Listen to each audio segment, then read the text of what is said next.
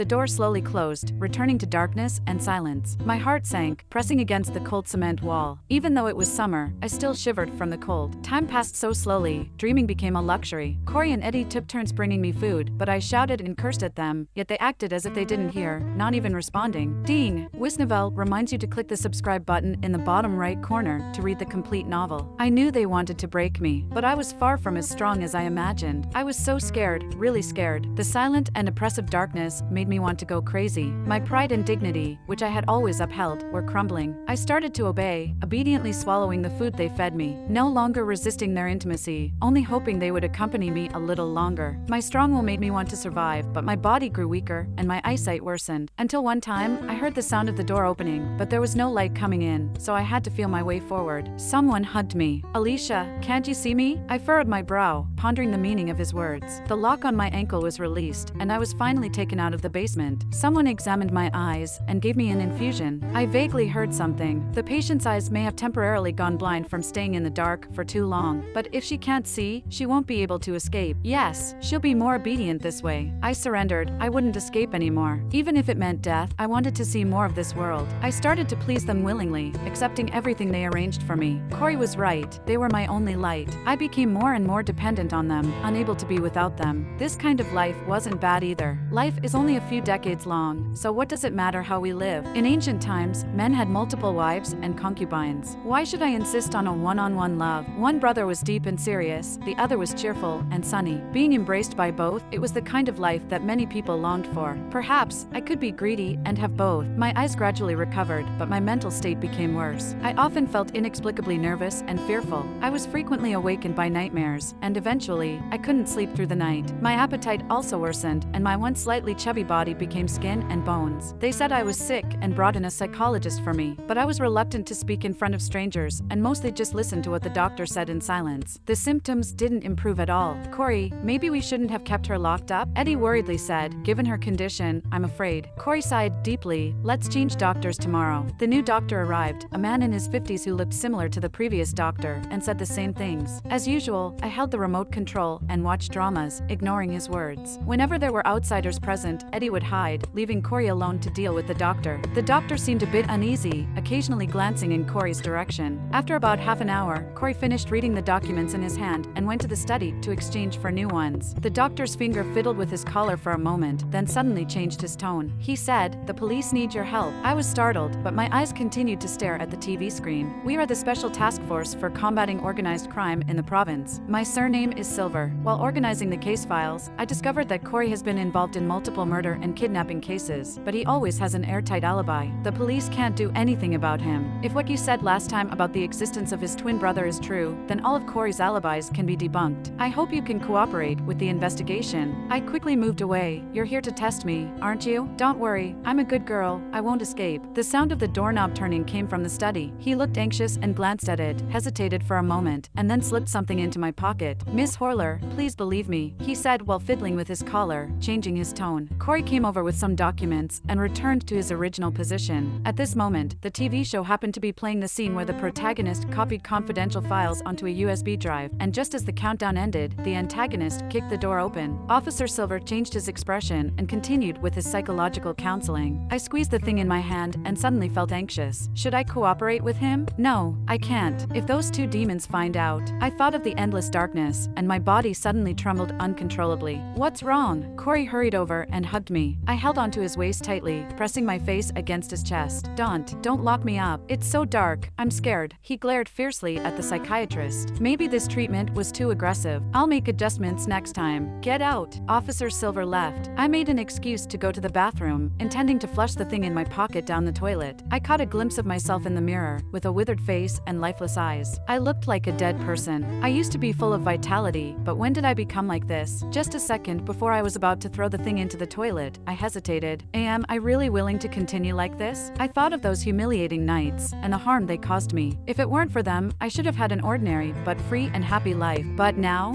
with a ghostly impulse, I opened the wrapped little hard object. There was a string of numbers on the piece of paper, probably a phone number, and a button-sized pinhole camera inside. A flame ignited in my heart, burning brighter and brighter. A continuous stream of vitality surged forth, and a glimmer finally appeared in my eyes. I stuffed the pinhole camera back into my pocket, quickly remembered the number, water and flushed the piece of paper down the toilet. Just then, the bathroom door suddenly opened. "Are you finished yet?" It was Eddie. In a panic, I quickly sat on the toilet and used my body to block it, while my right hand trembled slightly as I pressed the flush button. He held a cat ear headband and put it on my head. "Our Alicia is so cute." As I listened to the sound of swirling water, beads of sweat formed on my forehead and my breathing became heavy. "Alicia, what's wrong with you?" My mind was in chaos and the nervousness caused spasms in my stomach. I couldn't hold back and vomited. Eddie patted my back gently and brought warm salt water for me to rinse my mouth. When I couldn't vomit anything else, I lay on Eddie's body. "I'm so tired, I want to sleep for a while." He picked me up, gently placed me on the bed, covered me with the blanket, and softly sang a lullaby to put me to sleep. Seeing that I was sound asleep, he kissed my forehead and left quietly. I waited for a few minutes after hearing the sound of the door lock before slowly opening my eyes. Holding the pinhole camera, I surveyed the room. First, I placed the camera in the gap of the bedside table, but I felt that it was not safe enough. So, I hid it in the potted plant next to it, but I still couldn't relax. Finally, I settled on the power socket box directly facing the bed. This position was hidden and not easily discovered, and it could capture the content on the bed. At night, they climbed onto the bed as usual and undressed me. I subtly guided them, discreetly changing positions, trying to make both of their faces align with the direction of the pinhole camera. "Alicia, you seem distracted." Corey suddenly increased his intensity. "Can't I give you pleasure?" "No." My voice sounded a bit choked up. Eddie lifted his head from my chest and sneered. "Corey, Alicia says you can't do it, so should I take over?" Corey leaned down and pressed against me as if punishing me. "Alicia, answer my question seriously." My mind was in chaos from being tossed around, and I couldn't answer at all. Corey suddenly realized, saying, "So Alicia has become greedy and likes it rougher. Is that so?" As if suddenly enlightened, Corey fiercely bit into my collarbone, leaving rows of teeth marks on my body. "How much longer do I have to live like this?" I confirmed that the pinhole camera captured them, but I didn't dare move or even look in that direction, afraid of exposing myself. 1 day, 2 days, 3 days. The psychiatrist changed again. I couldn't contact Officer Silver, and I didn't dare make any rash moves. I was getting anxious. The more sober I was, the harder it was to bear this abnormal relationship. I thought of that string of numbers, but my phone had been tampered with by them, and I was constantly under surveillance. What could I do? Every day, I searched for an opportunity, my spirits on edge. Even Eddie noticed, saying I seemed more alive, that the psychiatrist they found was right. I couldn't wait like this anymore. Corey had recently become busy. As the head of the Mernon group, he had a lot of work to handle every day, and now he was even leaving early and coming home late. Most of the time, it was Eddie who stayed by my side, finding different ways to make me happy. As evening approached, Corey came back with a strong smell of alcohol. I snuggled up in Eddie's arms and coquettishly said, "Suddenly, I really want to eat the fried chicken from the restaurant across the street. I used to eat it often when I was in school. I miss the taste." I had no appetite, and it was rare for me to have a craving. Eddie eagerly went out to buy it. As soon as he left, I ran into Corey's embrace and said, "Corey, I miss you so much." "What do you miss about me?" He inserted his fingertip into my hair and gently kneaded it. I lowered my head and proactively hooked my fingertip onto his belt until I led him to the bedroom. Corey's eyes couldn't hide his surprise as he let me take off his coat. He couldn't wait to push me down, but I stopped him with a push. I leaned in close to his collar and sniffed carefully. "Why do you smell like perfume?" I furrowed my brows. He showed a rare hint of guilt. "Just came from a drinking session. Those women kept throwing themselves at me like they had some kind of illness. I swear, I only have you in my heart. Then go take a shower." I pushed him away. Corey pinched my face as he walked towards the bathroom, taking off his clothes. As soon as I heard the sound of water coming from the bathroom, I quickly grabbed the suit jacket that I had just taken off and took out a phone from inside. This time, I took Corey's phone. Although it was risky, there was no other choice. The screensaver was my photo, and the unlocked password was always my birthday. I took a deep breath, trying to stay calm, and dialed the number that I had memorized countless times. As I listened to the sound of rushing water from the bathroom, my heart was about to jump out of my chest. Soon, someone answered the phone. "Hello, may I ask who's calling?" It was the voice of a middle-aged woman. I lowered my voice and asked, "Is Officer Silver there?" "I sent this Officer Silver's number." There was a faint sobbing on the other end of the phone. "Merlin Silver passed away in a car accident a few days ago, and the funeral has just been held." "What? How is that possible?" I felt my whole body tense up, doubting my own ears. "It's true. I am his mother, Mrs. Silver. You can come and see him." It felt like my throat was being choked, and I had difficulty breathing for a moment. How could this be? How could it be so coincidental? What day did the accident happen? I became excited and started to guess in my mind. On the 28th, at 7 o'clock in the evening, there was a rollover on the overpass, and he died on the spot. The 28th, it was that day. That day, Corey went to work, but Eddie, on the other hand, went out against his usual routine. They never used to leave the house at the same time. Could it be they had already discovered Officer Silver? Then the hidden camera I placed, wouldn't it? I felt like I had fallen into a huge trap. No matter how much I struggled, I couldn't escape from their grasp. The voice on the phone said again, "What do you want with him? Maybe I can help you." No, no one can help me anymore. I'm fine. Please don't call this number anymore. I wanted to say more, but suddenly the sound of water in the bathroom stopped. I quickly hung up the call, deleted the call record, and calmly put the phone back where it was. Everything fell silent again, with no signs of hope and no help from the outside world. What made me even more devastated was that my period had been delayed for a long time. My mental problems became even worse. Sometimes I was conscious, sometimes I wasn't, and I often had hallucinations. Sometimes I felt like my soul was being pulled out, watching helplessly as two demons abused a weak girl. Corey and Eddie finally realized the seriousness of the problem. They started to worry, afraid that I would go crazy. I overheard them whispering, saying that they wanted to take me out shopping to relax. With a glimmer of hope, I went to check the hidden camera that I had set up. It was in the exact same position, untouched and undisturbed. It was highly likely that it hadn't been discovered. I took the camera down and wrapped it around a headband, hiding it with pearl decorations.